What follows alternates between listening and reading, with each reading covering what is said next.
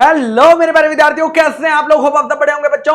मैं भी एकदम बढ़िया हूं। तो फाइनली बच्चों, आज हम रिवाइज करने वाले हैं। क्या रिवाइज करने वाले हैं? The foreign exchange management act 1999 यानी फेमा। बहुत सारे स्टूडेंट्स की रिक्वेस्ट आ रही थी कि सर बस फेमा बचा हुआ है यार, फेमा का भी वन शॉट दे दीजिए। तो फाइनली बच्चों ये वन शॉट आ गया है विश्वास सीए के चैनल पर। और ये जो रिवीजन है बेटा, बहुत ही क्रिस्प रखने वाले हैं, बहुत ही शॉर्ट रखने वाले हैं, ताकि जब आप एग्जाम के दिन इस वीडियो को अगर देखें एग्जाम से एक दिन पहले, तो आपका ऐसे रिवाइज हो जाए। आप जानते हैं कि हमने जब क्लास में ये पढ़ा था तो अराउंड हमें इस चैप्टर को कंप्लीट करने में 6 लेक्चर यानी 12 आवर्स का समय लगा था आईसीआर मॉड्यूल को कवर करने में। बट अब हम नोट से पढ़ने जा रहे हैं और इसको देखते हैं कितना टाइम लगता है। तो चलो स्टार्ट करते हैं। फॉरेन एक्सचेंज मैनेजमेंट एक्ट में सबसे पहला टॉपिक इसमें आता है बेटा, सबसे पहला टॉपिक आता है जिसके आने के चांसेस बहुत कम है।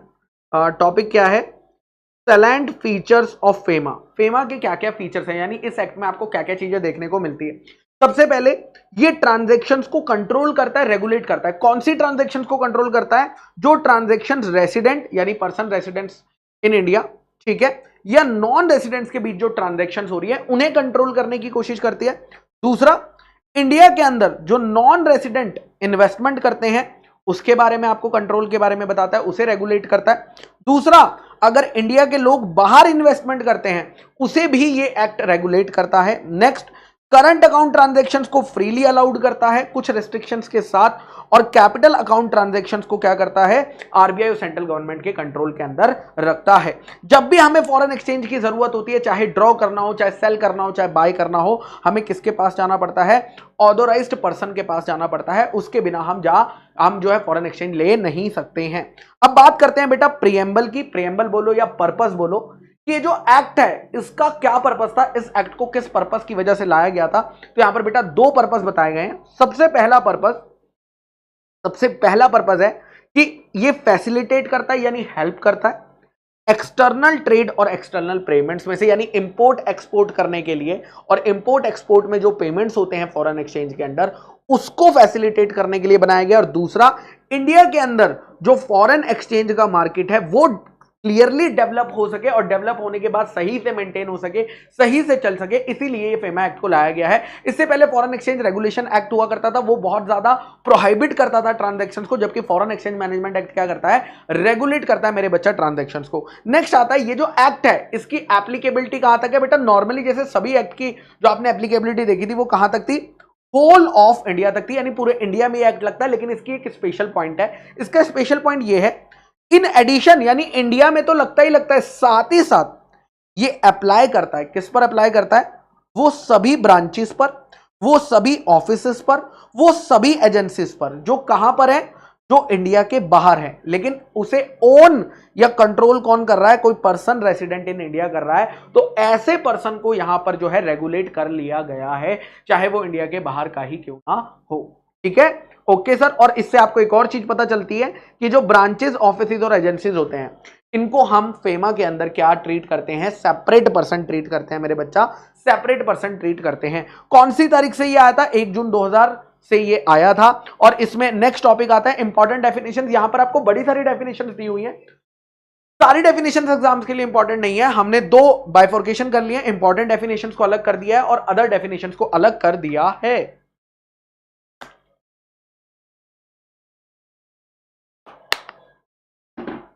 चलिए, ये जो दो डेफिनेशन है ये एग्जाम के लिए इंपॉर्टेंट है। कौन कौन सी डेफिनेशन? सबसे पहले आती है बेटा कैपिटल अकाउंट ट्रांजैक्शन। अगर मैं बात करता हूं बेटा कैपिटल, यहां पर हम इधर लिखते हैं कैपिटल अकाउंट ट्रांजैक्शन कौन सी होती है, इसको समझते हैं। इसमें दो तरह की ट्रांजैक्शंस को कवर करा गया है। एक ट्रांजैक्शन पीआरआई की, पर्सन रेसिडेंट इन इंडिया की, और एक transaction person resident outside India की। अगर हम बात करते हैं पर्सन रेसिडेंट इंडिया की, तो कैपिटल अकाउंट ट्रांजैक्शन मींस वो ट्रांजैक्शन जो चेंज करती है, अल्टर करती है। किस चीज को चेंज करती है? एसेट या लाइबिलिटीज को और कंटिजेंट लाइबिलिटीज को। किसकी? पर्सन रेसिडेंट इन इंडिया की आउटसाइड इंडिया। यानी पीआरआई की अगर आउटसाइड इंडिया अल्टर हो रही है, क्या अल्टर हो रही है? एसेट्स, लाइबिलिटीज और कंटिंजेंट लायबिलिटीज अल्टर हो रही है तो हम उसे क्या मानेंगे, कैपिटल अकाउंट ट्रांजैक्शन का दर्जा देंगे। उसके बाद उन्होंने क्या कहा, और एसेट्स और लायबिलिटी अल्टर हो रही है इंडिया में पर्सन रेसिडेंट आउटसाइड इंडिया की, यानी अगर कोई पर्सन रेसिडेंट आउटसाइड इंडिया है, अगर उसकी इंडिया के अंदर अल्टर हो रही है, क्या अल्टर हो रही है, एसेट्स और लायबिलिटीज, इन दोनों ही ट्रांजैक्शंस को क्या बोला जाएगा, कैपिटल अकाउंट ट्रांजैक्शंस में बोला जाएगा, कवर किया जाएगा। नेक्स्ट डेफिनेशन आती है मेरे बच्चा कैपिटल, कैपिटल लिख दिया वापस, ओ माय गॉड। नेक्स्ट आता है मेरे बच्चा current account transactions, current account transaction. इसके भी दो पार्ट है, एक जनरल और एक पर्टिकुलर, एक जनरल और एक पर्टिकुलर। अगर मैं बात करता हूं जनरल की, तो जनरल पॉइंट सिर्फ ये कहता है, जनरल पॉइंट क्या कह रही है भैया, करंट अकाउंट ट्रांजैक्शन मींस वो ट्रांजैक्शन जो कैपिटल अकाउंट ट्रांजैक्शन नहीं है, यानी एनी ट्रांजैक्शन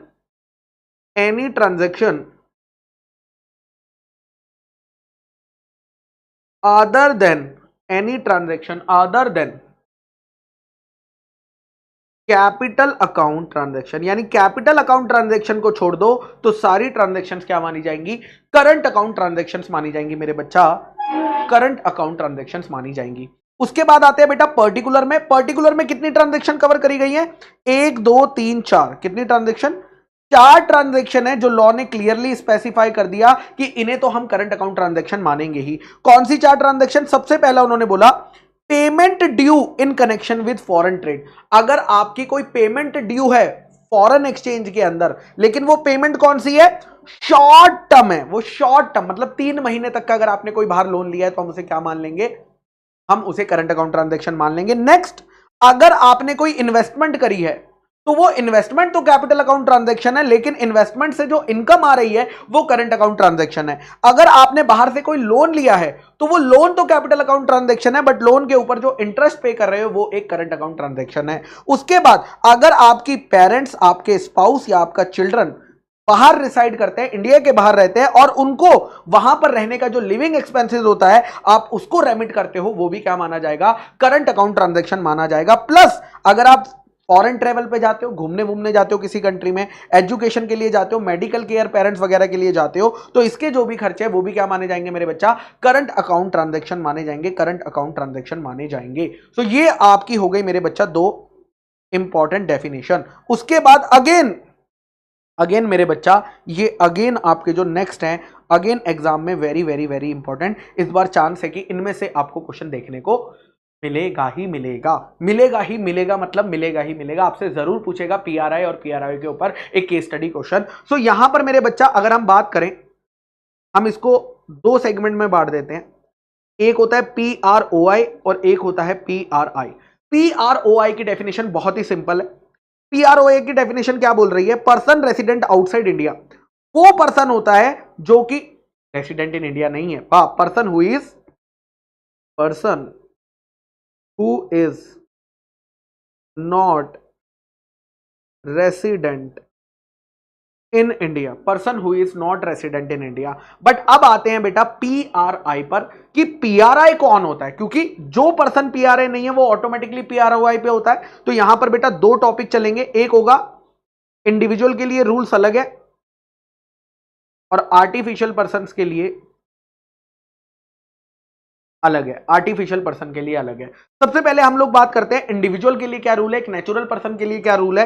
तो सबसे पहले उन्होंने कहा देखो, पर्सन रेसिडेंट इन इंडिया का मतलब होता है वो पर्सन जो इंडिया में मोर देन 182 डेज से ज्यादा रहा है पिछले फाइनेंशियल ईयर में। तो सबसे पहला पॉइंट क्या है, प्रीवियस फाइनेंशियल ईयर में अगर आप मोर देन 182 डेज रहोगे तो करंट ईयर में आपको क्या माना जाएगा, पीआरआई माना जाएगा, पीआरआई माना जाएगा। लेकिन फिर उन्होंने कहा अदर देन, कुछ लोगों को हम पीआरआई में नहीं काउंट करेंगे। कौन कौन से लोगों को हम पीआरआई में काउंट नहीं करेंगे, अगर आप इन 3 पर्पस के लिए इंडिया के बाहर जा रहे हो, अगर आप इन 3 पर्पस के लिए बाहर जा रहे हो इंडिया के, तो आपको नहीं माना जाएगा पीआरआई। कौन से 3 पर्पस, या तो आप एम्प्लॉयमेंट के लिए जा रहे हो, या तो आप बिजनेस या वोकेशन के लिए जा रहे हो, वेकेशन नहीं वोकेशन, वो भी एक तरह का बिजनेस ही है, बिजनेस या वोकेशन के लिए जा रहे हो, या किसी ऐसे पर्पस के लिए जा रहे हो जिसमें कि पीरियड सर्टेन नहीं है, तो उस केस में, इन तीनों केसेस के लिए अगर आप इंडिया से बाहर जाओगे तो आपको पीआरआई नहीं माना जाएगा। इस केस में आपको क्या माना जाएगा,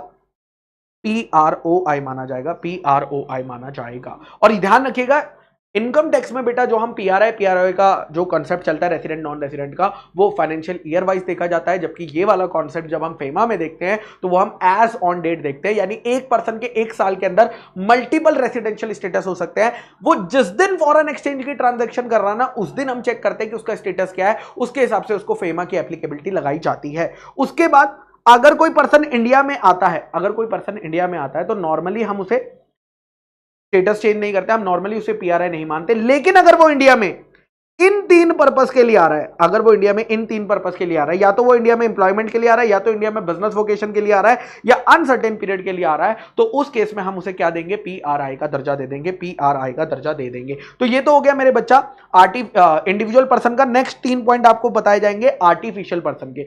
आर्टिफिशियल पर्सन में बहुत ही सिंपल है बेटा। सबसे पहला बोलता है कि कोई भी पर्सन या बॉडी कॉर्पोरेट अगर इंडिया के अंदर रजिस्टर्ड या इनकॉर्पोरेट हुआ, यानी सिंपल सी बात अगर मैं बताऊं, मान लीजिए एक कंपनी है रिलायंस इंडस्ट्रीज लिमिटेड, जो कि कंपनीज एक्ट 2013 में, कंपनीज 2013 गलत लिख दिया मैंने, कंपनीज एक्ट 1956, कंपनीज एक्ट 1956 में इनकॉर्पोरेट हुई थी इंडिया के अंदर, तो इसका स्टेटस क्या माना जाएगा, PRI माना जाएगा, इसका स्टेटस PRI माना जाएगा।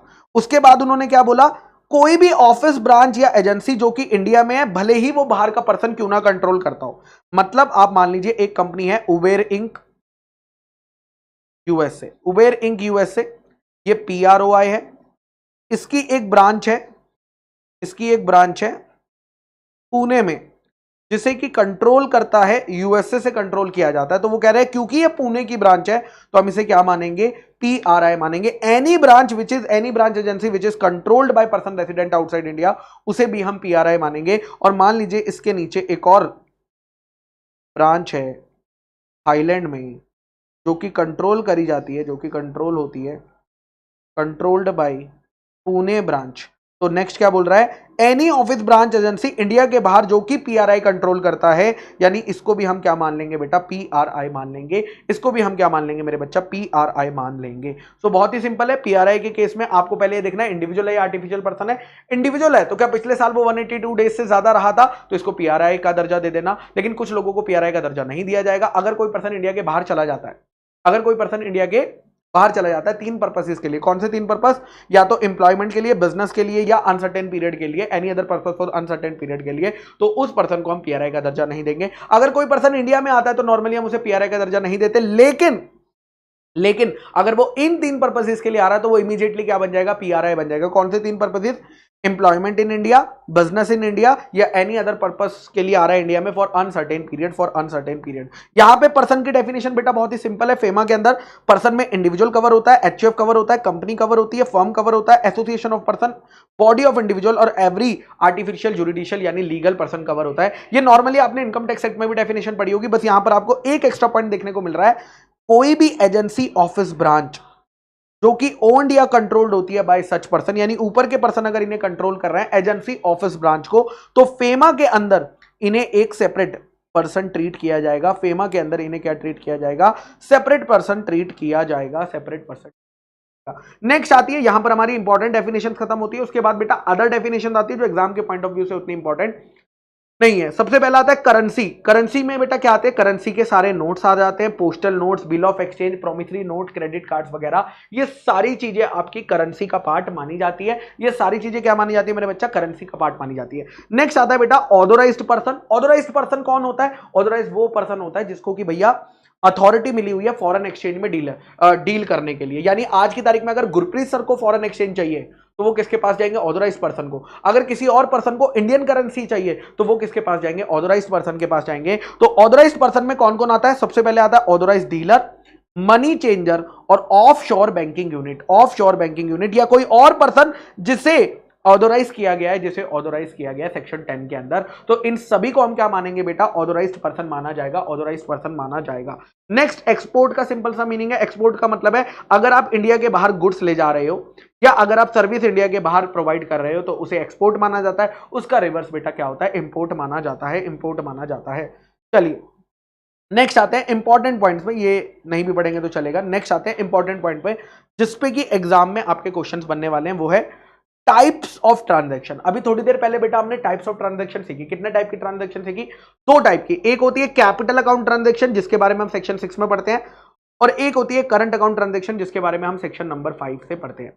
अगर मैं बात करूं बेटा कैपिटल अकाउंट ट्रांजैक्शन, क्योंकि ये बड़े अमाउंट की ट्रांजैक्शन होती है, इसमें हैवी फॉरेन एक्सचेंज इन्वॉल्व होता है, इसीलिए ये ऑलवेज प्रोहिबिटेड होती है, मतलब आप नहीं कर सकते अनलेस लॉ ने परमिट किया हो, अनलेस लॉ ने परमिट किया हो। वहीं अगर मैं बात करता हूं करंट अकाउंट ट्रांजैक्शंस की, तो वो नॉर्मली परमिटेड होती हैं, अलाउड होती हैं, लेकिन अनलेस प्रोहिबिटेड बाय लॉ, अगर लॉ ने उसे करने से मना ना किया हो। अगर हम बात करते हैं बेटा कैपिटल अकाउंट ट्रांजैक्शंस की, तो ये दो टाइप में बटी हुई है, एक डेट इंस्ट्रूमेंट्स में और एक नॉन डेट इंस्ट्रूमेंट में। डेट इंस्ट्रूमेंट को कंट्रोल करने की पावर आरबीआई के पास है, और नॉन डेट इंस्ट्रूमेंट को कंट्रोल करने की पावर सेंट्रल गवर्नमेंट के पास है। अब जब हम डेट इंस्ट्रूमेंट को कंट्रोल करना चाहते हैं तो उसके लिए आरबीआई बनाता है रेगुलेशंस, और जब हम नॉन डेट इंस्ट्रूमेंट को कंट्रोल करना चाहते हैं तो उसके लिए सेंट्रल गवर्नमेंट बनाती है रूल्स। तो यहां पर डिफरेंस देख लीजिए, आरबीआई बनाता है रेगुलेशन और सेंट्रल गवर्नमेंट बनाती है रूल्स। नेक्स्ट आता है बेटा करंट अकाउंट ट्रांजैक्शन। इसे सिर्फ और सिर्फ सेंट्रल गवर्नमेंट रेगुलेट करती है, नॉर्मली कंसल्ट कर लेती है आरबीआई से, बट रेगुलेट कौन करती है? सेंट्रल गवर्नमेंट ही करती है, और इसमें रूल्स बनाए जाते हैं सेंट्रल गवर्नमेंट के द्वारा, सेंट्रल गवर्नमेंट के द्वारा रूल बनाए जाते हैं। चलिए अब आता है current account transaction, that is section number 5। अगर किसी पर्सन को करंट अकाउंट ट्रांजैक्शन करनी है तो उसके लिए उसे जो भी फॉरेन एक्सचेंज लगेगा वो किससे ले सकता है? ऑथोराइज्ड पर्सन से ले सकता है।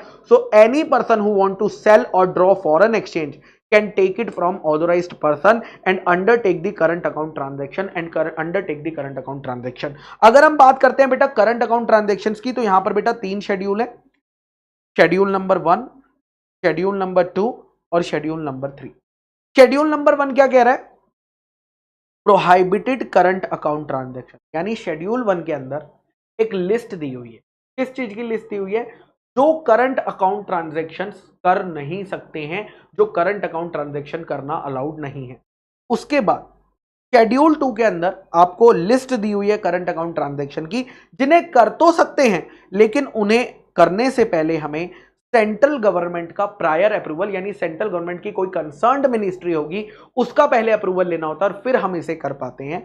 तीसरा, ट्रांजैक्शन जिसे करने से पहले हमें आरबीआई का अप्रूवल लेना होता है, वो शेड्यूल 3। और अगर कोई ट्रांजैक्शन ऊपर कवर्ड नहीं है तीनों के शेड्यूल्स में, तो वो हम करंट अकाउंट ट्रांजैक्शंस में क्या कर सकते हैं? फ्रीली कर सकते हैं, फ्रीली कर सकते हैं। अब क्या हमें ये लर्न करनी पड़ेगी लिस्ट? बेटा बिल्कुल लिस्ट आपको थोड़ी सी लर्न करनी पड़ेगी, क्योंकि जब आप लिस्ट लर्न करके आओगे तो केस स्टडी क्वेश्चन आएगा, आप उसको डायरेक्टली आंसर लिख पाओगे। सबसे पहले आते हैं शेड्यूल 1 के अंदर। शेड्यूल 1 क्या कहता है कि आपको किसी भी पर्सन को नीचे लिखी गई ट्रांजैक्शंस करने के लिए फॉरेन एक्सचेंज ड्रॉ करने नहीं दिया जाएगा। मतलब आप ये ट्रांजैक्शन करो, लेकिन ये ट्रांजैक्शन करने के लिए तुम्हें अगर फॉरेन एक्सचेंज की जरूरत है तो वो ऑथोराइज्ड पर्सन तुम्हें नहीं देने वाला। जैसे कि अगर मान लीजिए इंडिया में किसी की लॉटरी विनिंग निकल गई, कोई लॉटरी जीत गया, चाहे वो इंडिया का पर्सन हो चाहे इंडिया का बाहर का पर्सन हो, अगर कोई पर्सन लॉटरी जीत जाता है तो वो उसे रेमिट नहीं कर सकता, वो उसे बाहर नहीं ले जा सकता, उसे बाहर ले जाने के लिए उसे फॉरेन करेंसी मिलेगी नहीं। उसके बाद सिमिलरली लॉटरी विनिंग जैसा ही अगर हम बात करें हॉर्स की जो रेसिंग होती है उस पर जो पैसा लगाया जाता है, या सिमिलर टाइप की जो हॉबीज होती है उसके लिए अगर आपको जीता हुआ पैसा, उससे जो इनकम आई अगर आप बाहर भेजना चाहते हो तो उसके लिए भी फॉरेन एक्सचेंज नहीं मिलेगा। नेक्स्ट, अगर कोई पर्सन बाहर के लिए लॉटरी टिकट खरीदना चाहता है, जैसे कि आपने देखा होगा कि बहुत सारे आजकल ऐड चलते हैं कि दुबई में इस पर्सन को इतने जो है दिराम्स की लॉटरी लग गई है, और आप उसे खरीदना चाहते हो कि यार मैं भी दुबई में जो है परचेज करना चाहता हूँ, लॉटरी टिकट खरीदना चाहता हूँ, तो आप उसके लिए अगर फॉरेन एक्सचेंज मांगोगे आपको नहीं मिलेगा। इवन जो मैगजीन्स जो कि बैन करी गई है इंडिया के द्वारा, अगर आप उन मैगजीन्स को खरीदने के लिए फॉरेन एक्सचेंज ड्रॉ करना चाहते हो नहीं मिलेगा। फुटबॉल पूल्स या स्वीप स्टेक्स, वो भी एक तरह के सट्टेबाजी है, अगर आप उसके लिए करना चाहते हो तो इन सभी चीजों के लिए आपको फॉरेन एक्सचेंज नहीं मिलने वाला। कौन कौन सी चीजें? लॉटरी विनिंग्स का पैसा बाहर भेजने के लिए, रेसिंग राइडिंग का पैसा बाहर भेजने के लिए, या लॉटरी टिकट खरीदने, मैगजीन्स खरीदने, फुटबॉल पूल्स या स्वीप स्टेक्स में पैसा लगाने के लिए जो आपको फॉरेन एक्सचेंज चाहिए वो प्रोहिबिटेड है, इसके लिए आपको पैसा नहीं मिलेगा। नेक्स्ट आता है, अगर मान लीजिए एक पर्सन है वो बाहर किसी सब्सिडियरी में इन्वेस्टमेंट करना चाहता है। क्या करना चाहता है? इन्वेस्टमेंट करना चाहता है। तो इस इन्वेस्टमेंट को करने के लिए अगर वो कोई कमीशन पे कर रहा है तो वो कमीशन के लिए आपको पैसा नहीं मिलने वाला है। यही बात यहां पर लिखी हुई है। Payment of commission on export made, export किया आपने, एक्सपोर्ट किया, उस एक्सपोर्ट से जो पैसा आने वाला था उस पैसे को आपने क्या किया? इक्विटी में इन्वेस्ट कर दिया। कहां इन्वेस्ट कर दिया? इन ज्वाइंट वेंचर या wholly owned subsidiary abroad of Indian company. India की कंपनी की बाहर जो ज्वाइंट वेंचर्स है या जो सब्सिडरीज है, अगर आपने उसमें ही वो पैसा एक्सपोर्ट का इन्वेस्ट कर दिया तो इंडिया के अंदर तो फॉरेन एक्सचेंज आया ही नहीं। और क्योंकि इंडिया के अंदर फॉरेन एक्सचेंज नहीं आया तो उस एक्सपोर्ट पर जो कमीशन पे करना है वो कमीशन आपको पे करने के लिए फॉरेन एक्सचेंज दिया नहीं जाएगा। एक बारी फटाक से इसका एग्जांपल ले लेते हैं। मान लीजिए एक एक्स लिमिटेड है, इंडिया की कंपनी, उसकी बाहर एक सब्सिडरी है वाई लिमिटेड दुबई में। एक्स लिमिटेड ने मान लीजिए 100 करोड़ का एक्सपोर्ट किया, 100 करोड़ का क्या किया? दुबई में एक्सपोर्ट किया। अब लॉजिकली इस एक्सपोर्ट से हमें इंडिया में क्या आना चाहिए था? पैसा आना चाहिए था। बट एक्स लिमिटेड ने क्या किया? इस एक्सपोर्ट के पैसे को वाई लिमिटेड में क्या कर दिया? इन्वेस्ट कर दिया, उसकी इक्विटी में इन्वेस्ट कर दिया। अब ये जो 100 करोड़ का एक्सपोर्ट कराया गया था ये किसी एजेंट के थ्रू कराया गया था। उस एजेंट को हमें फॉरेन एक्सचेंज में कमीशन पे करनी थी। तो लॉ कह रहा है इस एजेंट को ये जो फॉरेन एक्सचेंज में कमीशन पे करनी है, ये पे करने के लिए आपको फॉरेन करेंसी नहीं मिलेगी, क्योंकि आपने जो एक्सपोर्ट किया इंडिया के अंदर उससे कोई फॉरेन एक्सचेंज आया ही नहीं, तो हम आपको ये अलाउ करने वाले नहीं है। नेक्स्ट आता है मेरे बच्चा, अगर किसी कंपनी को डिविडेंड बैलेंसिंग एप्लीकेबल है, अगर किसी कंपनी को डिविडेंड बैलेंसिंग का प्रोविजन एप्लीकेबल है तो ऐसी कंपनी को डिविडेंड रेमिट करने के लिए फॉरेन एक्सचेंज नहीं मिलेगा। ठीक है। उसके बाद नेक्स्ट, अगर कोई पर्सन एक्सपोर्ट कर रहा है, लेकिन कैसा एक्सपोर्ट कर रहा है? रूपी स्टेट क्रेडिट रूट के थ्रू एक्सपोर्ट कर रहा है। किसके थ्रू? रूपी स्टेट क्रेडिट रूट के थ्रू एक्सपोर्ट कर रहा है, जो कि नॉर्मली रशिया के साथ हुआ था, बहुत पुराना प्रोविजन है।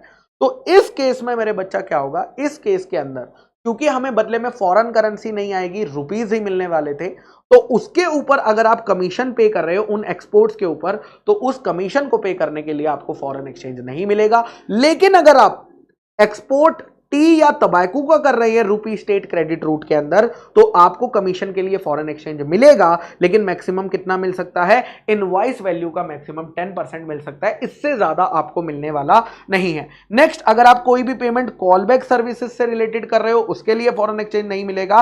और अगर आपने यहां पर नॉन रेसिडेंट स्पेशल रूपी स्कीम अकाउंट खोला था और उस पर जो आपको इंटरेस्ट मिला था, उस इंटरेस्ट को भेजने के लिए बाहर आपको फॉरेन एक्सचेंज नहीं मिलने वाला, फॉरेन एक्सचेंज नहीं मिलने वाला। तो ये सारी ट्रांजैक्शन कौन सी है बेटा? जहां पर हमें फॉरेन एक्सचेंज नहीं मिलेगा करंट अकाउंट ट्रांजैक्शन करने को, चाहे किसी का भी अप्रूवल ले लो। एक बार रिपीट कर देते हैं। लॉटरी विनिंग्स के लिए नहीं मिलेगा, रेसिंग राइडिंग्स के लिए नहीं मिलेगा, lottery tickets, prescribed magazine, football, equity investment के कमीशन ऑन एक्सपोर्ट पे, रूपी स्टेट क्रेडिट रूट पे, डिविडेंड बैलेंसिंग पे, कॉल बैक सर्विसेज पे और नॉन रेसिडेंट स्पेशल रूपी स्कीम के इंटरेस्ट पर, इन सभी के लिए फॉरेन एक्सचेंज मांगने जाओगे तो ऑथोराइज्ड पर्सन आपको क्या कर देगा? मना कर देगा मेरे बच्चा, मना कर देगा।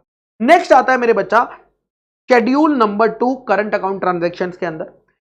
ये आपको वो ट्रांजैक्शन बताता है जिसको करने आप कर सकते हो, आपको करने के लिए फॉरेन एक्सचेंज भी दिया जाएगा, लेकिन इसे करने से पहले आपको सेंट्रल गवर्नमेंट का अप्रूवल लेना पड़ेगा। अब एक्चुअली में अगर आप मॉड्यूल देखोगे तो मॉड्यूल के अंदर आपको सेंट्रल गवर्नमेंट के अंदर उसकी मिनिस्ट्री भी बताई गई है और कहीं जगह पे तो मिनिस्ट्री के अंदर का डिपार्टमेंट भी बताया गया है कि कौन से डिपार्टमेंट से जाकर अप्रूवल लेना है। तो अगर आप लर्न कर लेते हो तो वेल एंड गुड है, बहुत ही अच्छा रहेगा। लेकिन अगर आप लर्न नहीं कर पाते हो, आपको एग्जाम में याद नहीं आता है कि भैया कौन सी मिनिस्ट्री थी, कौन सा डिपार्टमेंट था, तो आप सिंपली लिख देना कि सेंट्रल गवर्नमेंट के प्रायर अप्रूवल से हो जाएगा विद द कंसर्न्ड मिनिस्ट्री, जो भी मिनिस्ट्री उससे कंसर्न्ड होगी आपका काम हो जाएगा। तो चले आगे। यस सर, सबसे पहले अगर आपको कल्चरल टूर कराने के लिए फॉरेन एक्सचेंज चाहिए, मिलेगा फॉरेन एक्सचेंज, लेकिन आपको अप्रूवल लेना पड़ेगा ministry of human resource development. कौन सी मिनिस्ट्री का? ह्यूमन रिसोर्स डेवलपमेंट मिनिस्ट्री का हमें क्या लेना पड़ेगा? अप्रूवल लेना पड़ेगा। और उस मिनिस्ट्री के अंदर बड़े सारे डिपार्टमेंट है, हमें कौन से डिपार्टमेंट के पास जाना है? एजुकेशन एंड कल्चर डिपार्टमेंट के पास जाकर अप्रूवल लेना होगा। प्लस नेक्स्ट पॉइंट आता है, अगर एडवर्टाइजमेंट कर रहे हो, कहां एडवर्टाइजमेंट कर रहे हो? फॉरेन प्रिंट मीडिया में, इंडिया के बाहर एडवर्टाइजमेंट करा रहे हो। कौन एडवर्टाइजमेंट करा रहा है? स्टेट गवर्नमेंट या स्टेट गवर्नमेंट की पब्लिक सेक्टर अंडरटेकिंग, यानी यहां पर सेंट्रल गवर्नमेंट कवर नहीं है और सेंट्रल गवर्नमेंट की पब्लिक सेक्टर अंडरटेकिंग कवर नहीं है। कौन कवर है? स्टेट गवर्नमेंट, और स्टेट गवर्नमेंट की पब्लिक सेक्टर अंडरटेकिंग अगर करा रही है और कितने का खर्चा कर रही है, $10,000 से ज्यादा का खर्चा करने वाली है, तो उसके लिए उसे अप्रूवल लेना पड़ेगा। कौन सी मिनिस्ट्री का? मिनिस्ट्री ऑफ फाइनेंस का अप्रूवल लेना पड़ेगा। और कौन से मिनिस्ट्री ऑफ फाइनेंस में कौन से डिपार्टमेंट का? डिपार्टमेंट ऑफ इकोनॉमिक अफेयर्स का। लेकिन अगर 10,000 के अंदर है तो कोई दिक्कत की बात नहीं है। प्लस अगर आप जो एडवर्टाइजमेंट करवाए हो फॉरेन प्रिंट मीडिया में, तो आपको कोई रेस्ट्रिक्शन नहीं लगेगी। अगर या तो आप टूरिज्म को प्रमोट कर रहे हो, या तो आप फॉरेन इन्वेस्टमेंट्स को प्रमोट कर रहे हो, या इंटरनेशनल बिडिंग मतलब बाहर के लोगों को बुलाने के लिए फॉरेन प्रिंट मीडिया में डलवा रहे हो, तो इसके लिए कोई भी आपको रेस्ट्रिक्शन नहीं लगने वाली है। इजीली फॉरेन एक्सचेंज अवेलेबल हो जाएगा। चलिए नेक्स्ट चलते हैं। नेक्स्ट पॉइंट आता है, मान लीजिए आप एक पब्लिक सेक्टर अंडरटेकिंग है। कौन सी पब्लिक सेक्टर अंडरटेकिंग? हो सकता है सेंट्रल गवर्नमेंट की, हो सकता है स्टेट गवर्नमेंट की। अगर आप एक पब्लिक सेक्टर अंडरटेकिंग है और आपने एक वेसल हायर पे लिया है, एक शिप हायर पे लिया है, और उस शिप का जो भाड़ा है, उस भाड़े को भरने के लिए आपको क्या देना था? फॉरेन एक्सचेंज की जरूरत थी, तो आपको मिल जाएगा। लेकिन इसमें आपको लेना पड़ेगा मिनिस्ट्री ऑफ सरफेस ट्रांसपोर्ट का अप्रूवल लेना पड़ेगा। और उसमें भी कौन से डिपार्टमेंट का? चार्टरिंग विंग डिपार्टमेंट का हमें अप्रूवल लेना पड़ेगा। प्लस अगर हम कुछ सामान इंपोर्ट करा रहे हैं, हम क्या कर रहे हैं? कुछ सामान इंपोर्ट करा रहे हैं। कहां से? ओशियन ट्रांसपोर्ट से, यानी शिप के थ्रू ही कोई सामान हमने इंपोर्ट कराया। किसने इंपोर्ट कराया? गवर्नमेंट के किसी डिपार्टमेंट ने इंपोर्ट कराया, या पब्लिक सेक्टर अंडरटेकिंग ने इंपोर्ट कराया। और कौन से बेसिस पे? CIF बेसिस पे कराया। तो भी आपको अप्रूवल लेना पड़ेगा मिनिस्ट्री ऑफ सरफेस ट्रांसपोर्ट का, और वो भी कौन से विंग का? चार्टरिंग डिपार्टमेंट, चार्टरिंग विंग का आपको अप्रूवल लेना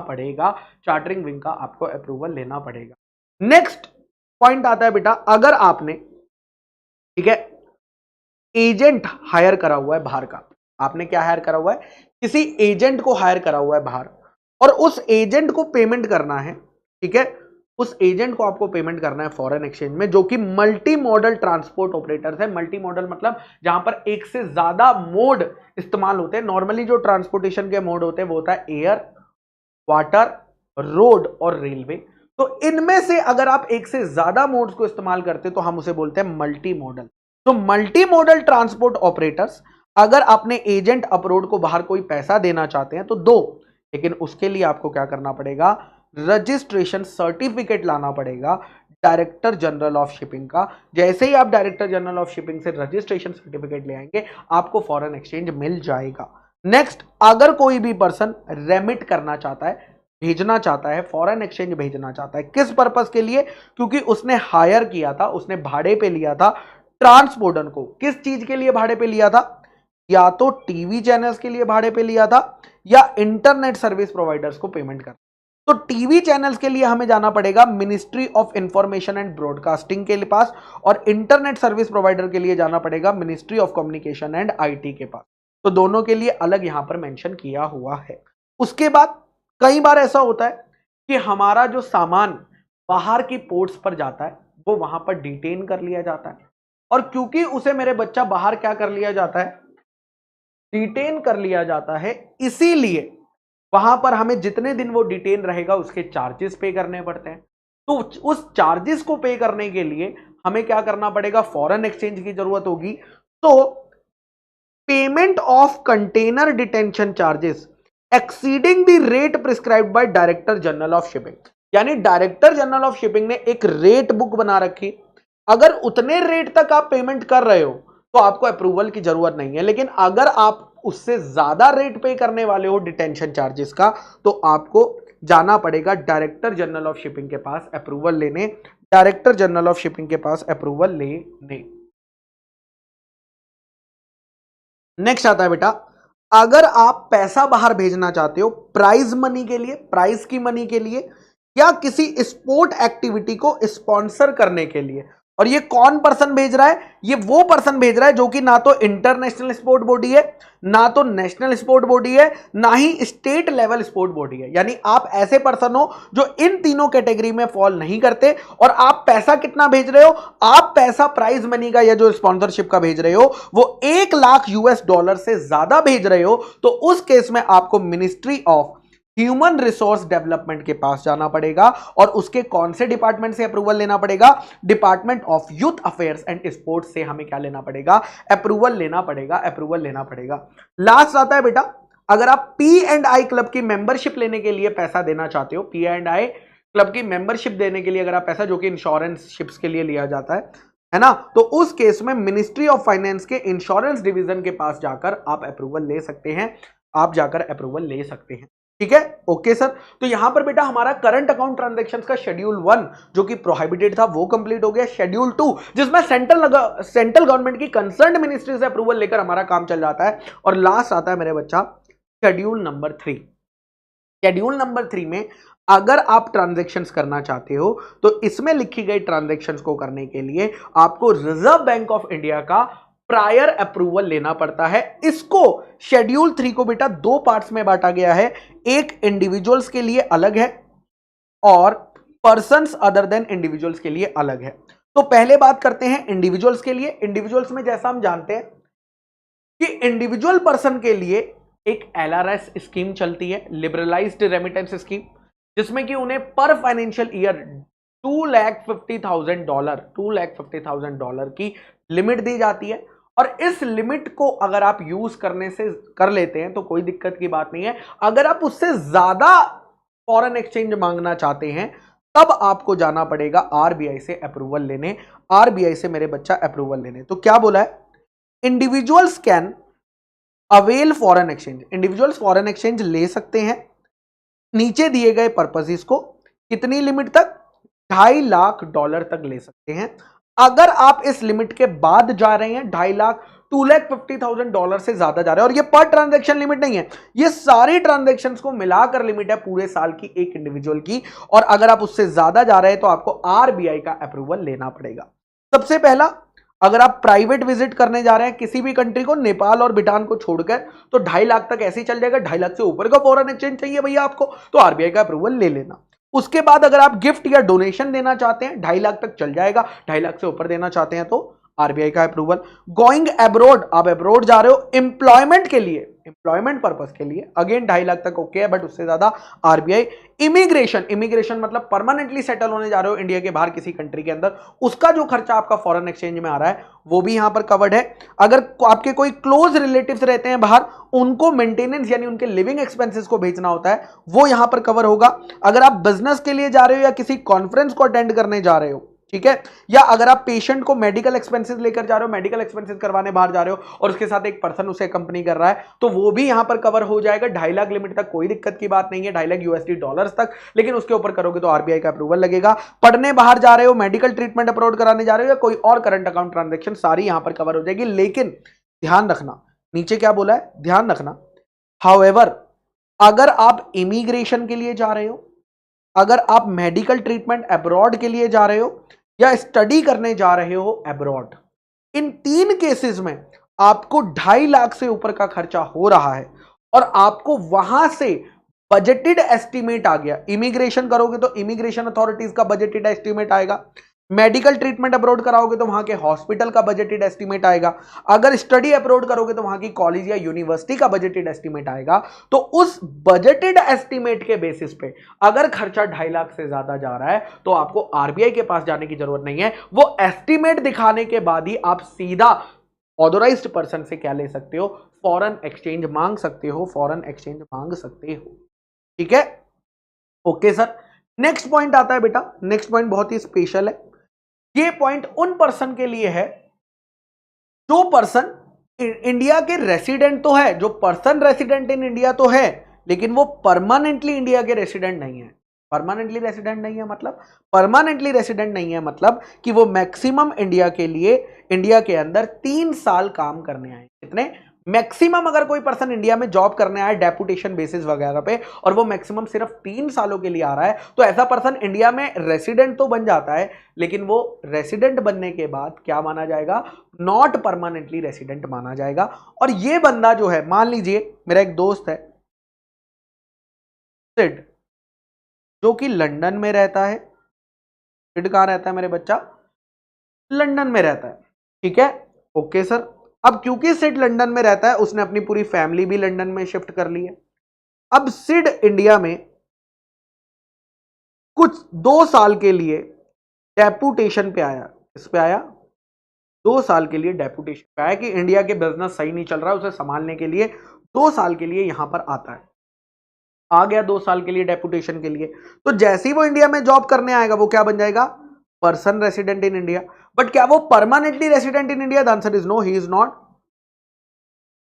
परमानेंटली रेसिडेंट इन इंडिया। अब इसकी जो सैलरी है, मान लीजिए $1,00,000 है, $1,00,000 है इसकी बंदे की सैलरी, $1,00,000 का इसका एनुअल पैकेज है।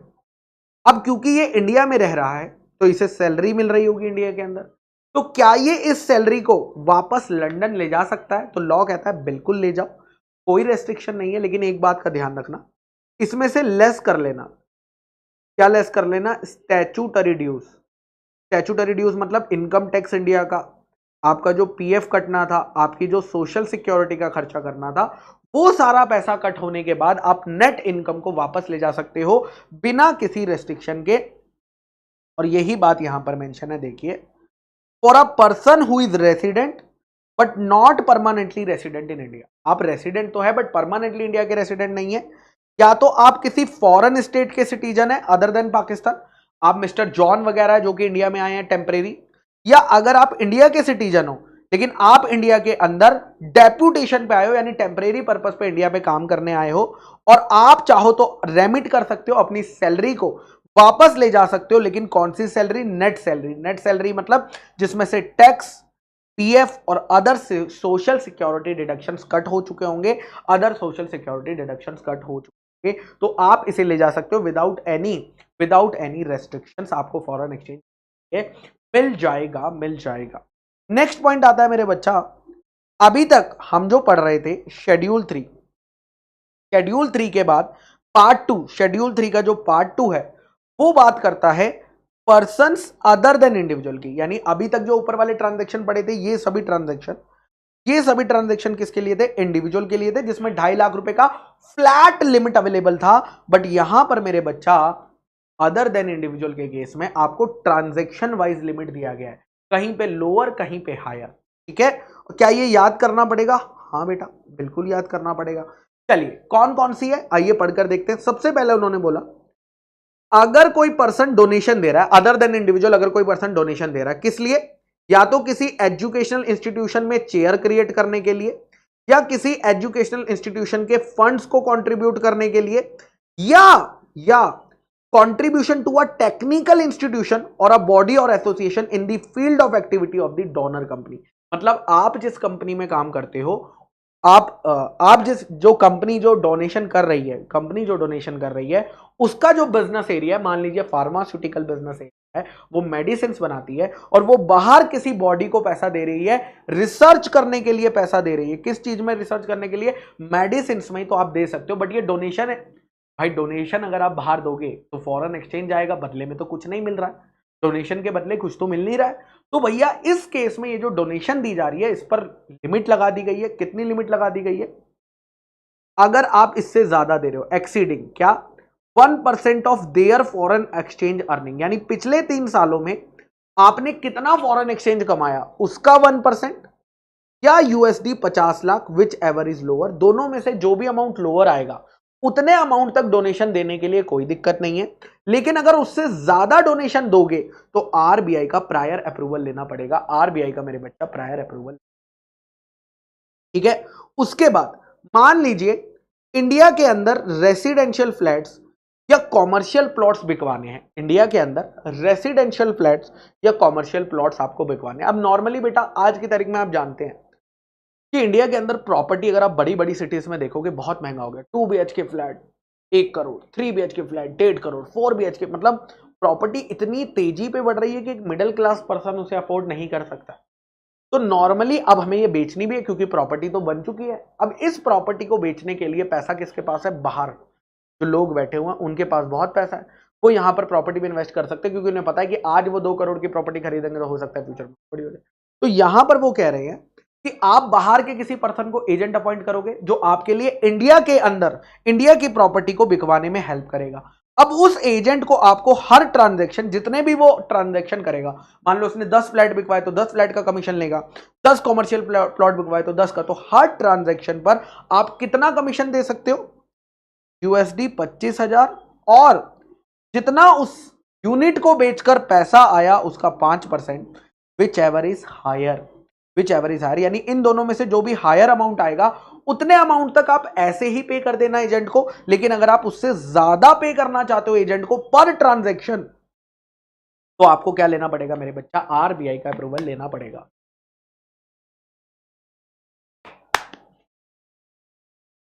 RBI का अप्रूवल लेना पड़ेगा।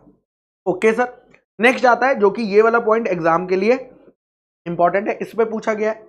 सबसे पहला आता है remittances for any consultancy services. अगर आप बाहर के किसी पर्सन से कंसल्टेंसी की सर्विस लेते हो, किस चीज के लिए? किसी इंफ्रास्ट्रक्चर प्रोजेक्ट के लिए, किसी इंफ्रास्ट्रक्चर प्रोजेक्ट के लिए अगर आप कंसल्टेंसी की सर्विसेज ले रहे हो तो आपको कितना मिल जाएगा? ये इसका पॉइंट है, ये इसका पॉइंट है। आप अगर कितना दे सकते हो बिना अप्रूवल के? $10 मिलियन तक बिना अप्रूवल के दे सकते हो। उससे ज्यादा दोगे तो RBI का अप्रूवल लेगा। और अगर आप कोई और कंसल्टेंसी सर्विसेज ले रहे हो जो कि इंफ्रास्ट्रक्चर प्रोजेक्ट से रिलेटेड नहीं है, तो यहां पर मेरे बच्चा आप 10, ये जो 10 लाख USD दिया हुआ है, यानी 1 मिलियन जो डॉलर दिया हुआ है पर प्रोजेक्ट, ये पर प्रोजेक्ट की लिमिट है बेटा। पूरे प्रोजेक्ट में अगर आपने 4 कंसल्टेंट लगाए हैं तो उन चारों कंसल्टेंट का टोटल मान के, क्योंकि ये लिमिट पर प्रोजेक्ट दी गई है ना कि पर कंसल्टेंट, तो इससे ज्यादा ऊपर दोगे तो RBI का अप्रूवल लेना पड़ेगा। RBI का अप्रूवल लेना पड़ेगा। अगर इंडिया के अंदर कोई कंपनी इनकॉर्पोरेट होती है और उस कंपनी को इनकॉर्पोरेट करने के लिए जो प्री इनकॉर्पोरेशन खर्चा आता है, प्री इनकॉर्पोरेशन खर्चा मतलब आपने एक लीगल एडवाइजर को हायर किया होगा, किसी CA CS को हायर किया होगा, एडवोकेट को हायर किया होगा, MOA बनवाया होगा, AOA बनवाया होगा, बहुत सारा खर्चा हुआ होगा कंपनी को, स्पाइस प्लस फॉर्म बनवाया होगा। तो ये जो प्री इनकॉर्पोरेशन खर्चा आपने किया है उसका रीइंबर्समेंट, उस खर्चे को आप वापस ले जाना चाहते हो इंडिया के बाहर तो ले जा सकते हो, बट कितना? 5% ऑफ इन्वेस्टमेंट, इंडिया के अंदर जितना आप इन्वेस्टमेंट आए उसका 5%, या USD 1 लाख। इन दोनों में से जो हायर होगा उससे ज्यादा अगर आप रिइंबर्समेंट करना चाहोगे तो RBI के अप्रूवल लेना पड़ेगा। यहां पर ध्यान से देखिएगा, exceeding exceeding exceeding exceeding exceeding, यानी इन अमाउंट से अगर ज्यादा होगा तो ही RBI के पास जाने की जरूरत है, अदरवाइज RBI के पास जाने की जरूरत है, अदरवाइज RBI नहीं है। ठीक है सर, नेक्स्ट आता है मेरे बच्चा एग्जम्पशन फ्रॉम अप्रूवल, यानी RBI का अप्रूवल लेने की जरूरत नहीं है। क्या बोला? देखो, अगर कोई पर्सन पेमेंट कर रहा है, अगर कोई पर्सन पेमेंट कर रहा है, कहां से? अपने रेसिडेंट फॉरेन करेंसी अकाउंट से पेमेंट करते हो। अगर आप अपने रेसिडेंट फॉरेन करेंसी अकाउंट यानी RFC से पेमेंट करते हो तो आपको ना ही सेंट्रल गवर्नमेंट और ना ही RBI का अप्रूवल लेने की जरूरत है। मतलब आपको ये भी जरूरत नहीं है शेड्यूल 3B, और ये भी जरूरत नहीं है। आप बिना उसके, बिना अप्रूवल लिए उन ट्रांजैक्शंस के लिए फॉरेन एक्सचेंज यूज कर सकते। लेकिन अगर कोई पर्सन पैसा भेज रहा है, कहां से भेज रहा है? अपने foreign exchange earner, foreign exchange, foreign currency exchange earner account से भेज रहा है, तो उसे भी सेंट्रल गवर्नमेंट और RBI का अप्रूवल लेने की जरूरत नहीं है। लेकिन यहां पर 3 केसेस में, भले ही आप EEFC से पेमेंट कर रहे हो, बट इन 3 केसेस में आपको अप्रूवल लेना पड़ेगा। कौन से 3 केसेस? P&I क्लब की मेंबरशिप का केस, रेसिडेंशियल फ्लैट और कमर्शियल प्लॉट्स की कमीशन का केस, और आपका जो क्या कहते हैं रेमिटेंस है, किस चीज के लिए? Pre incorporation expenses. इन सभी के लिए आपको क्या लेना पड़ेगा? भले ही EEFC से अकाउंट से लोगे, आपको अप्रूवल लेना पड़ेगा। आपको अप्रूवल, यानी नॉर्मली इन 2 अकाउंट से अप्रूवल लेने की जरूरत नहीं है, बट EEFC के केस में आपको इन 3 केसेस में अप्रूवल लेना पड़ेगा, अप्रूवल लेना पड़ेगा। नेक्स्ट आता है बेटा इंटरनेशनल क्रेडिट कार्ड। अगर कोई पर्सन इंडिया के बाहर घूमने गया हुआ है और वो कोई भी खर्चा करता है शेड्यूल 3 वाला अगर वो खर्चा करता है अपने इंटरनेशनल क्रेडिट कार्ड से, तो उसे आरबीआई के अप्रूवल की जरूरत नहीं है। यानी अगर आप इंडिया के बाहर जाते हो और इंडिया के बाहर जाकर इनमें से कोई भी खर्चा करते हो तो आपको, अबे सॉरी शेड्यूल 1 पे आ गया मैं, माय मिस्टेक, शेड्यूल 3, हाँ, अगर आप इनमें से कोई भी खर्चा करते हो तो आपको इंटरनेशनल क्रेडिट कार्ड के केस में अप्रूवल लेने की जरूरत नहीं है, अप्रूवल लेने की जरूरत नहीं है। तो यहां पर मेरे बच्चा हमारा करंट अकाउंट ट्रांजैक्शंस का डिस्कशन खत्म होता है। उसके बाद आता है मेरे बच्चा capital account transactions. Capital account transactions की अगर मैं बात करता हूं, बहुत ही सिंपल है। कैपिटल अकाउंट ट्रांजैक्शन में आपको सिर्फ और सिर्फ 4 पॉइंट्स पढ़ने हैं। कितने पॉइंट्स? 4 पॉइंट। सबसे पहला वो कैपिटल अकाउंट ट्रांजैक्शन जिस पे रेस्ट्रिक्शन लग ही नहीं सकती, जो कि फ्रीली कर सकते हो। ऐसी 2 ही ट्रांजैक्शन है जो कि आप फ्रीली कर सकते हो। उसके बाद second, permissible capital transaction by person resident in India, यानी पीआरआई ये ट्रांजैक्शन कर सकता है, जो लिस्ट हमें शेड्यूल 1 में दी हुई है। फिर permissible capital account transaction PRO कर सकता है, जो हमें शेड्यूल 2 के अंदर लिस्ट दी गई है। और फिर कैपिटल अकाउंट ट्रांजैक्शन जो कि डायरेक्टली क्लियरली मेंशन है कि प्रोहिबिटेड है, जिसे आप नहीं कर सकते। और प्रोहिबिटेड वाला एग्जाम के लिए बहुत इंपॉर्टेंट है, प्रोहिबिटेड वाला आप लर्न करके चले जाना। तो आइए स्टार्ट करते हैं। सबसे पहले वो कैपिटल अकाउंट ट्रांजैक्शन जिस पर किसी भी तरह की कोई रेस्ट्रिक्शन नहीं है, यानी इन ट्रांजैक्शंस को करने के लिए आपको फॉरेन एक्सचेंज मिल जाएगा। सबसे पहला, अगर आपने कोई लोन लिया था, अगर आपने कोई फॉरेन करेंसी में लोन लिया है, तो उस लोन को पे करने के लिए, उस लोन को अमोर्टाइज करने के लिए आपको फॉरेन एक्सचेंज की जरूरत पड़ेगी। तो उसके लिए आपको मिल जाएगा, क्योंकि जब आपने लोन लिया होगा तब अप्रूवल ले लिया होगा, तो लोन को रिपे करने के लिए आपको फॉरेन एक्सचेंज मिल जाएगा। दूसरा, अगर आपने बाहर कोई इन्वेस्टमेंट करी थी और उस इन्वेस्टमेंट की वैल्यू में गिरावट आ गई, डेप्रिसिएशन हो गया, अब उसके लिए आपको फॉरेन एक्सचेंज चाहिए, तो उस केस में भी आप without any restriction authorised person के पास जाकर फॉरेन एक्सचेंज मांग सकते हो और आपको फॉरेन एक्सचेंज मिल जाएगा। नेक्स्ट आता है बेटा, list of permissible capital account transactions made by PRI, यानी person resident in India in capital account transactions को कर सकता है। यहां पर आपको एक लिस्ट दिख रही होगी बड़ी सी, बट ध्यान रखिएगा मेरे बच्चा, ये जो लिस्ट है ना, आपके सिलेबस में सिर्फ लिस्ट डाली गई है कि पर्सन रेसिडेंट इन इंडिया कौन कौन सी कैपिटल अकाउंट ट्रांजैक्शन कर सकता है। एक्चुअली में हर पॉइंट के ऊपर डिटेल्ड रेगुलेशंस बनी हुई है, डिटेल्ड रेगुलेशंस बनी हुई है हर पॉइंट के ऊपर। और इस पॉइंट में, मतलब एक एक पॉइंट के अंदर बहुत डिटेल्ड रेगुलेशन है जो हमारे सिलेबस का पार्ट नहीं है।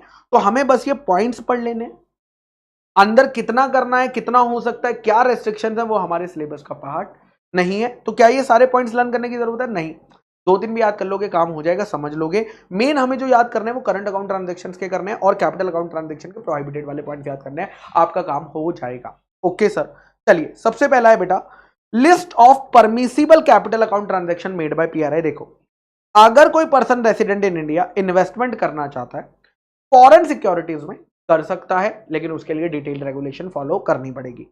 अगर कोई person foreign currency loan raised in India and abroad by PRI, अगर इंडिया का पर्सन फॉरेन करेंसी में लोन ले रहा है, चाहे इंडिया में चाहे इंडिया के बाहर, अगर वो पर्सन रेसिडेंट इन इंडिया ले सकता है, अगेन डिटेल्ड रेगुलेशन फॉलो करनी पड़ेगी। अगर कोई person resident in India immovable property को ट्रांसफर करना चाहता है, कौन सी immovable property? Outside India, India के बाहर उसकी कोई मूवेबल प्रॉपर्टी थी, अगर वो उसे ट्रांसफर करना चाहता है, कर सकता है। अगेन इसके लिए क्या होगी मेरे बच्चा? डिटेल्ड गाइडलाइंस दी जाएंगी मेरे बच्चा, डिटेल्ड गाइडलाइंस दी जाएंगी।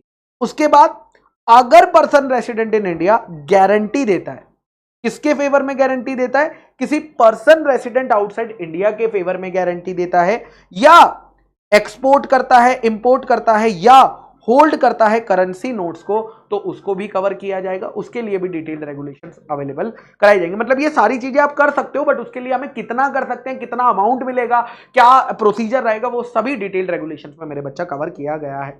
नेक्स्ट आता है maintenance of foreign currency account. अगर कोई पर्सन रेसिडेंट इंडिया का पर्सन है, वो इंडिया के अंदर या इंडिया के बाहर फॉरेन करेंसी अकाउंट्स को खोलकर रखना चाहता है और उसे ओपन करके रख लेना चाहता है, मेंटेन करना चाहता है, तो वो भी वो अलाउड है, कर सकता है। इंश्योरेंस पॉलिसी ले सकता है, लोन्स एंड ओवरड्राफ्ट ले सकता है, remittance outside India, capital assets के लिए पैसा बाहर भेज सकता है, और डेरिवेटिव कॉन्ट्रैक्ट्स कर सकता है, डेरिवेटिव कॉन्ट्रैक्ट कर सकता है। और मजे की बात क्या है, ये सारी ट्रांजैक्शंस भी 2.5 लाख की लिमिट में आ जाएंगी, 2.5 लाख की लिमिट के अंदर, मतलब यहां पर आपको कोई भी रेगुलेशंस पढ़ने की जरूरत नहीं है अगर आप टोटल $2,50,000 के अंदर काम कर रहे हो। मतलब अगर मैं कहूं सिंपल भाषा में, तो अगर आप एक इंडिविजुअल हो, अगर आप एक इंडिविजुअल हो, और वो भी कौन से इंडिविजुअल, रेसिडेंट इंडिविजुअल, तो आप करंट अकाउंट ट्रांजैक्शंस, कौन सी करंट अकाउंट ट्रांजैक्शंस, जो शेड्यूल 3 में लिखी है, प्लस कैपिटल अकाउंट ट्रांजैक्शंस जो शेड्यूल 1 में लिखी हुई हैं, इन सभी ट्रांजैक्शंस को के लिए आपको फ्रीली मिल जाएगा, बट अप टू कितने के लिए, अप टू $2,50,000 तक के लिए आपको मिल जाएगा। इससे ऊपर अगर करना है, इससे ऊपर करना है, तो करंट अकाउंट ट्रांजैक्शंस में आप आरबीआई के पास जाओगे और कैपिटल अकाउंट ट्रांजैक्शन में आप उसकी डिटेल्ड गाइडलाइंस पढ़ोगे। क्या पढ़ोगे, उसकी डिटेल्ड गाइडलाइंस आपको पढ़नी पड़ेगी, डिटेल्ड गाइडलाइंस आपको पढ़नी पड़ेगी। क्लियर है, यस और नो, यस सर एकदम क्लियर है। चलिए नेक्स्ट पॉइंट आता है बेटा शेड्यूल 2, यहां पर शायद कुछ टाइपिंग मिस्टेक है। शेड्यूल 2 सिमिलर है बेटा, जो सारी ट्रांजैक्शंस अगर आप देखोगे पीआरआई के लिए ऊपर बताई गई है, सिमिलरली सारी ट्रांजैक्शन ऑलमोस्ट आपको पीआरओआई के लिए बताई गई है। तो आप इसको अलग से रीड कर लेना या मिरर मैपिंग कर लेना, आपको पता चल जाएगा। एक पेपर पे साइड में लेके एक तरफ पीआरआई की ट्रांजैक्शंस लिखना और उसकी जो सेम ट्रांजैक्शन पीआरओआई के अलाउड है वो लिखना। तो आपको 2 बार ही लर्न करने की जरूरत या 2 बार देखने की जरूरत नहीं पड़ेगी, 2 बार देखने की जरूरत नहीं पड़ेगी। अब आता है लास्ट एग्जाम के लिए जो कि इंपॉर्टेंट है, कैपिटल अकाउंट ट्रांजैक्शन, कि कौन कौन सी कैपिटल अकाउंट ट्रांजैक्शंस के लिए फॉरेन एक्सचेंज नहीं मिलेगा, कौन कौन सी capital account transaction foreign exchange नहीं मिलेगा। सबसे पहला अगर आप एक पर्सन रेसिडेंट आउटसाइड इंडिया हो, कौन हो, पर्सन रेसिडेंट आउटसाइड इंडिया हो, आप इन्वेस्टमेंट नहीं कर सकते, आप इंडिया में इन्वेस्टमेंट नहीं कर सकते किसी भी फॉर्म में। सबसे पहला, आप चिटफंड बिजनेस में पैसा नहीं लगा सकते, आप निधि कंपनी में पैसा नहीं लगा सकते, आप एग्रीकल्चरल और प्लांटेशन एक्टिविटीज में पैसा नहीं लगा सकते, आप रियल एस्टेट बिजनेस या कंस्ट्रक्शन ऑफ फार्म्स में पैसा नहीं लगा सकते, या आप टीडीआरस के अंदर ट्रेडिंग के लिए पैसा नहीं लगा सकते। ये पर्सन रेसिडेंट आउटसाइड इंडिया को ये सारी ट्रांजैक्शन मना है। लेकिन यहां पर क्या लिखा हुआ है, नोट 1, यानी एक पीआरओआई चिटफंड बिजनेस में पैसा नहीं लगा सकता, लेकिन ध्यान से सुनना, चिटफंड बिजनेस के केस में अगर आप एक एनआरआई हो, आप नॉन रेसिडेंट तो हो लेकिन आप इंडिया के सिटीजन हो, जैसे कि सिद्ध भाई जो कि लंदन गए हुए हैं जॉब करने के लिए, वो है तो इंडिया के सिटीजन, बट क्योंकि वो 182 डेज इंडिया में नहीं और एम्प्लॉयमेंट के लिए बाहर गए हुए हैं तो उन्हें नॉन रेसिडेंट बोला जाएगा। तो पर्सन रेसिडेंट आउटसाइड इंडिया है लेकिन है वो एक इंडियन सिटीजन, ऐसे पर्सन को हम एनआरआई बोलते हैं। तो एनआरआई अगर चाहे इंडिया के अंदर चिट फंड में पैसा डाल सकता है बैंकिंग चैनल्स के थ्रू, लेकिन नॉन रीपैट्रिएशन बेसिस पे। नॉन रीपैट्रिएशन बेसिस पे मतलब वो चिट फंड में पैसा डाल तो सकता है लेकिन इंडिया से बाहर ले जा नहीं सकता। उसके बाद नेक्स्ट नोट किसका आया, रियल एस्टेट बिजनेस और कंस्ट्रक्शन ऑफ फार्म्स का, कि एक पर्सन रेसिडेंट आउटसाइड इंडिया ना तो रियल एस्टेट बिजनेस में पैसा लगा सकता है, ना ही फार्म हाउस को कंस्ट्रक्ट कर सकता है। लेकिन यहां पर क्या दिया हुआ है, एक नोट दिया हुआ है। रियल एस्टेट बिजनेस का मतलब क्या है, रियल एस्टेट बिजनेस का मतलब है, इसमें इन्होंने नेगेटिव डेफिनेशन दी है कि रियल एस्टेट बिजनेस में क्या क्या नहीं आएगा। Does not include development on township, does not include construction of residential premises, does not include commercial premises, does not include construction of roads या bridges। यानी आप ये कह सकते हैं कि ये जो does not include वाले हैं, क्योंकि ये not part है, क्योंकि ये not part है रियल एस्टेट बिजनेस का, इसीलिए ये अलाउड है, इसीलिए अलाउड है। क्योंकि रियल एस्टेट बिजनेस अलाउड नहीं है, लेकिन रियल एस्टेट बिजनेस के केस में ये सारी चीजों को रियल एस्टेट नहीं माना गया है, यानी ये चीज हम कैपिटल अकाउंट ट्रांजैक्शन में करने के लिए करवा सकते हैं, कोई दिक्कत की बात नहीं है, कोई दिक्कत की बात नहीं है। उसके बाद बेटा ए पॉइंट के बाद, ए ट्रांजैक्शन के बाद बी और सी पॉइंट। बी और सी पॉइंट बहुत ही सिंपल कहता है कि भैया अगर आप इंडिया के पर्सन हो, अगर आप पीआरआई हो, तो आप नॉर्थ कोरिया के लोगों के साथ ट्रांजैक्शन नहीं कर सकते। उनके साथ आप कोई भी, नॉर्थ कोरिया के लोगों के साथ आप कोई भी कैपिटल अकाउंट ट्रांजैक्शन नहीं कर सकते हैं। अगर आपने पहले कोई ट्रांजैक्शन कर रखी थी, कब, 21 अप्रैल 2017 को ये ऑर्डर आया था, अगर कोई पुरानी ट्रांजैक्शन थी तो 180 दिन के अंदर उस इन्वेस्टमेंट को बेच दो, उस इन्वेस्टमेंट को क्लोज डाउन कर दो, अब आप उसे कंटिन्यू नहीं कर सकते। यानी नॉर्थ कोरिया के साथ, नॉर्थ कोरिया मतलब Democratic People's Republic of Korea के साथ आप कोई भी ट्रांजैक्शन नहीं कर सकते unless it is approved by the central government, unless it is approved by the central government, unless it is approved। तो यहां पर हमारा कैपिटल अकाउंट ट्रांजैक्शन खत्म होता है, जो कि बहुत ही सिंपल है। कैपिटल अकाउंट ट्रांजैक्शन ये बोलता था कौन कौन सी ट्रांजैक्शन पीआरआई को परमिसिबल है, कौन कौन सी ट्रांजैक्शन पीआरओआई को परमिसिबल है, और कौन कौन सी ट्रांजैक्शन प्रोहाइबिटेड है। कुछ ट्रांजैक्शन पीआरओआई के लिए प्रोहिबिटेड थी और कुछ ट्रांजैक्शन हमने पीआरआई के लिए प्रोहिबिटेड देखी। अब आता है नेक्स्ट, आता है बेटा लिबरलाइज्ड रेमिटेंस स्कीम। लिबरलाइज मतलब छूट देना, पैसा भेजने के लिए एक स्कीम लाई गई। ये सभी के लिए नहीं है, ये सिर्फ और सिर्फ इंडिविजुअल के लिए, वो भी कौन से इंडिविजुअल, जो कि रेसिडेंट है। इसमें माइनर भी इंक्लूडेड है, माइनर भी इंक्लूडेड है। ये लोगों के पास ट्रांजैक्शन करने के लिए फॉरेन एक्सचेंज मिल जाएगा। कितना फॉरेन एक्सचेंज मिल जाएगा? यूएसडी 2.5 लाख का मिल जाएगा हर फाइनेंशियल ईयर में।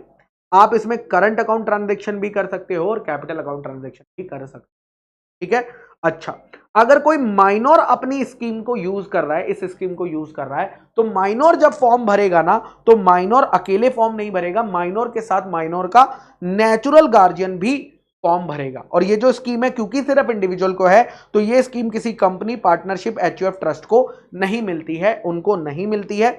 एंड नॉर्मली लॉ कहता है कि आप अगर चाहो फैमिली मेंबर्स के अंदर अगर आप चाहो तो इस स्कीम को क्या कर सकते हो, कंसोलिडेट भी कर सकते हो, ठीक है। चलिए, उसके बाद एक दो सेक्शन और है, मैं आपको शॉर्ट में बता देता हूं। सेक्शन नंबर 3 क्या कहता है, इसके सीधा एग्जांपल्स पढ़ लेते हैं। अगर हम एग्जांपल पढ़ लेंगे हमें क्लियर हो जाएगा। सेक्शन 3 देखो क्या कह रहा है।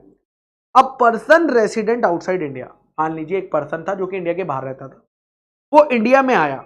अब क्योंकि वो इंडिया में आया, उसके पास डॉलर्स थे। कितने डॉलर थे? $1000 थे। अब वो इन डॉलर्स को बेचना चाहता है। मुझे बताओ, अगर कोई पर्सन डॉलर्स को बेचना चाहता है इंडिया में आके, तो कहां बेचना चाहिए? Only and only authorised person के पास बेच सकते हो। लेकिन वो अपने दोस्त को बेचना चाहता है, इंडिया के रेसिडेंट को, क्या वो कर सकता है? लॉ कहता है नहीं, this is not allowed, this can not be done. अगर आप ऐसा करोगे तो ये अलाउड नहीं है। आपको ये $1000, भले ही आपका दोस्त आपको ज्यादा बेटर रेट दे रहा है, लेकिन आपको अपने डॉलर्स किसको बेचने हैं? सिर्फ और सिर्फ ऑथोराइज्ड पर्सन को भेजने हैं, सिर्फ और सिर्फ ऑथोराइज्ड पर्सन को भेजने हैं। नेक्स्ट पॉइंट, अगर एक पर्सन रेसिडेंट आउटसाइड इंडिया में, मान लीजिए मेरा भाई है श्याम, जो कि बाहर रहता है, जिसने कि इंडिया के अंदर इंश्योरेंस पॉलिसी, रहता बाहर है, इंश्योरेंस पॉलिसी उसने इंडिया की ले रखी है। अब हर साल उसे क्या देना होता है? प्रीमियम पे करना होता है। हर साल उसे प्रीमियम पे करना। श्याम ने मुझे फोन किया कि भाई गुरप्रीत यार मेरी प्रीमियम पे कर दे। मुझे बताओ, अगर मैं उसकी प्रीमियम पे कर देता हूं तो क्या इससे इंडिया में लॉस हो रहा है? बिल्कुल लॉस हो रहा है। क्या लॉस हो रहा है? अगर वो खुद से अपनी प्रीमियम पे करता तो वो वहां से फॉरेन करेंसी भेजता, फॉरेन करेंसी कन्वर्ट होती और फिर इंडियन रुपीज में पे होती, इंडिया का फॉरेन करेंसी का लेवल बढ़ जाता। लेकिन क्योंकि उसने अपने इंडिया में रहने वाले भाई को रिक्वेस्ट करी, जिसकी वजह से इंडिया में कोई फॉरेन करेंसी आई नहीं, क्योंकि मैंने जो पैसा कमाया था यहाँ पे वो मैंने पे कर दिया, this will amount to payment for the credit of non-resident and this is not allowed। ये allowed नहीं है, ये allowed नहीं है। थर्ड पॉइंट, मान लीजिए कोई फॉरेन टूरिस्ट आता है, रशिया से एक बंदी आती है और वो बंदी आकर एक रेस्टोरेंट में जाती है। रेस्टोरेंट में जाकर वो वहां पर दाल चावल खाती है उस रेस्टोरेंट में, और दाल चावल खाने के बाद वो रेस्टोरेंट को $20 निकाल के दे देती है कि ये लीजिए भैया $20, मैंने आपका खाना खाया है, ये लीजिए $20। क्या रेस्टोरेंट उन पैसों को एक्सेप्ट कर सकता है? तो लॉ कहता है नहीं, क्योंकि रेस्टोरेंट जो है भैया ये डॉलर्स पहले आपको ऑथोराइज्ड पर्सन के पास जाकर क्या करवाने, कन्वर्ट करा के लाने पड़ेंगे और उसके बाद ही आप दे सकते हो। हाँ, अगर उस रेस्टोरेंट ने मनी चेंजर लाइसेंस ले रखा है, अगर उस रेस्टोरेंट ने मनी चेंजर लाइसेंस ले रखा है तो वो तो फिर खुद ही ऑथोराइज्ड पर्सन है, और वो खुद ही ऑथोराइज्ड पर्सन है तो वो फॉरेन करेंसी ले सकता है।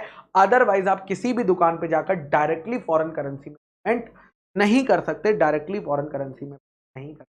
तो नेक्स्ट आती है बेटा लास्ट, हवाला ट्रांजैक्शन, जो कि इलीगल होती है, यानी बिना ऑथोराइज्ड पर्सन के करी गई ट्रांजैक्शन, कि भैया हमें यहाँ पे पैसा देना था, वहां पे ये जो पैसा घुमाया जाता है, फॉरेन करेंसी घुमाई जाती है हवाला ट्रांजैक्शंस के थ्रू, ये भी अलाउड नहीं है, ये भी क्या है? इलीगल है, ये भी इलीगल है। नेक्स्ट आता है, अगर फेमा का कॉन्ट्रावेंशन होता है, अगर फेमा को कोई पर्सन फॉलो नहीं कर रहा है तो उसे कौन सी अथॉरिटी देखेगी बेटा? उसे देखती है ईडी।